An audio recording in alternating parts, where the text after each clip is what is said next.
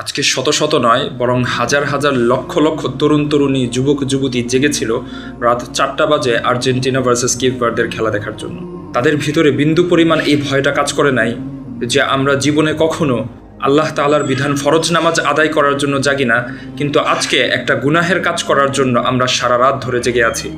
আর সারা রাত ধরে না জাগলেও আমরা গভীর রাতে উঠে এই খেলাটার জন্য অধীর আগ্রহে বসে আছি যে কখন এই খেলাটা শুরু হবে। অথচ অ্যাট দ্য সেম টাইম ওই সময়টা হলো আল্লাহ রাব্বুল আলামিনের সামনে মাথা ঝুঁকানোর সময়, ফরজ বিধান পালন করার সময়।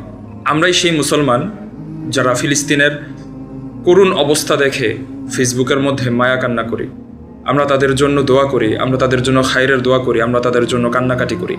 কিন্তু সেই আমরাই নিজেদের অধঃপতন আল্লাহ রাব্বুল আলামিনের ফরজ বিধানগুলোকে, এগুলোর জানাজাকে বের করে দিয়ে আমরা নিজেদের অকল্যাণকে এভাবেই টেনে নিয়ে আসি। আল্লাহ রাব্বুল আলামিন আমাদের তরুণ প্রজন্মকে সহি বুঝ দান করুন। আমিন।